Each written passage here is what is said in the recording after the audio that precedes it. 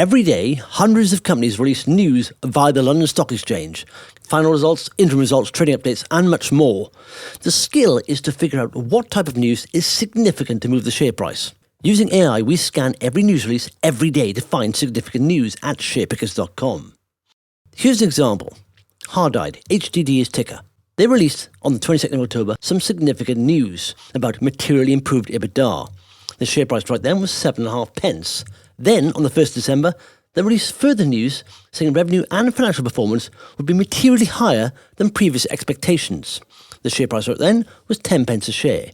Then on the 3rd of February, there is further news said their performance would be ahead of previous expectations. The share price right then was 21 pence. Then, 10 months after the first significant bit of news, their share price hit 107 pence, an increase of 1,027%.